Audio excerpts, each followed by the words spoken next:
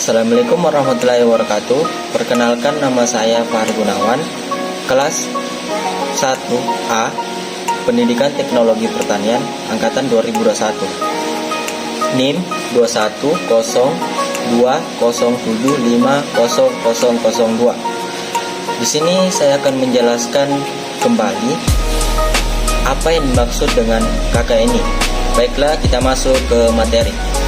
Kerangka Kualitas Nasional Indonesia atau KKNI adalah kerangka penjenjang klasifikasi sumber daya manusia Indonesia yang menyediakan, menyertakan, dan mengintegrasikan sektor pendidikan dengan sektor pelatihan dan pengalaman kerja.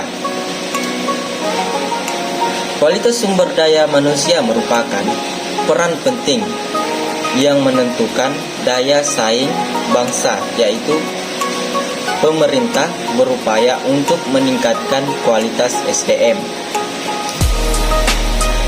Salah satunya adalah dengan membangun sebuah sistem komunikasi nasional dengan dikeluarnya Peraturan Presiden Nomor 8 Tahun 2021 yang menyertakan suatu bukti nyata bahwa pemerintah memiliki komitmen yang cukup kuat dalam meningkatkan kualitas sumber daya manusia.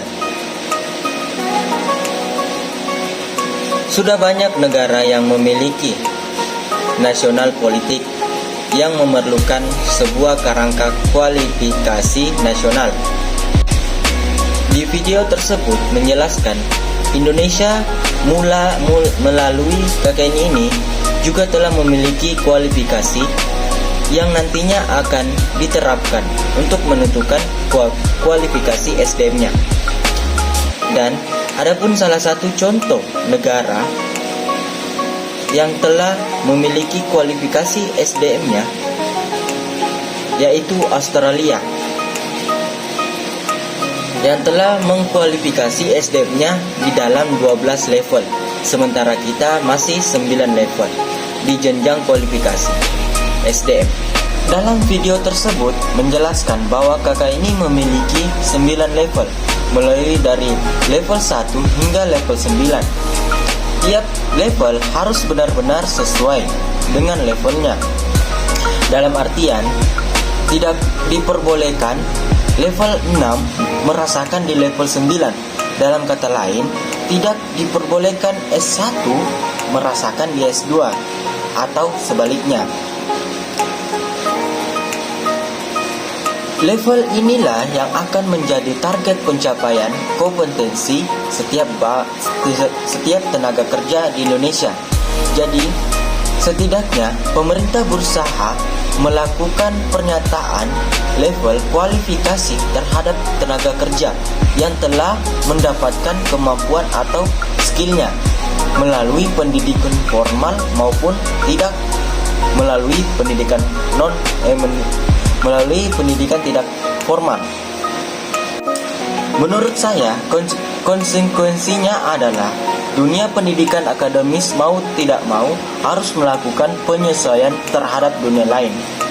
Sehingga ketika lulusan pendidikan akademis dipertemukan dengan orang-orang dari industri dengan level KKNI yang sama maupun mereka yang harus sama.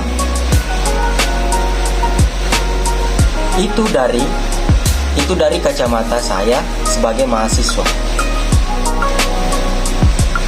Konsekuensi yang sama juga harus berlaku di dunia pendidikan informal, industri, maupun persatuan profesi.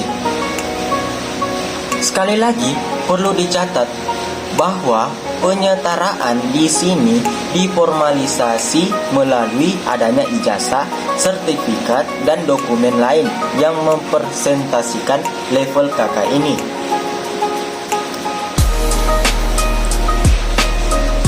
Adapun poin-poin yang diharapkan seorang yang memiliki kualifikasi KKNI di level 6 atau S1. Yang pertama, mampu mengaplikasikan bidang keahliannya dan memanfaatkan impeten KS pada bidangnya dalam menyelesaikan masalah serta mampu beradaptasi terhadap situasi yang dihadapi. Yang kedua, menguasai konsep teoritis di bidang pengetahuan tentu secara umum dan konsep teoritis bagi khusus dalam bidang pengetahuan terhadap secara mendalam, serta mampu memformalisasikan penyelesaian masalah prosedural. Yang ketiga, mampu mengambil keputusan yang sama terhadap analisis informasi dan data, dan mampu memberikan petunjuk dalam memiliki berbagai alternatif solusi secara mandiri dan kelompok. Yang keempat, bertanggung jawab pada pekerjaan sendiri dan dapat diberi tanggung jawab atas pencapaian hasil kerja organisasi. Adapun poin-poin yang diharapkan bagi yang memiliki kualifikasi KKN di level 7. Yang pertama, mampu memecahkan permasalahan sains, teknologi, atau seni di dalam bidang keilmuannya melalui pendekatan monodisipliner. Yang kedua, mampu melakukan riset dan mengambil keputusan strategis dengan akuntabilitas dan tanggung jawab penuh atas semua aspek yang berada di dalam tanggung jawab bidang keahliannya. Adapun poin-poin yang diharapkan seseorang yang berada di KKNI di level 8 yaitu yang pertama, mampu mengembangkan pengetahuan teknologi dan atau sains di dalam bidang keilmuannya atau praktek profesionalnya melalui riset hingga menghasilkan karya inovatif dan teruji. Yang kedua, mampu memecahkan permasalahan sains, teknologi atau seni di dalam bidang keilmuannya melalui pendekatan atau multiplier.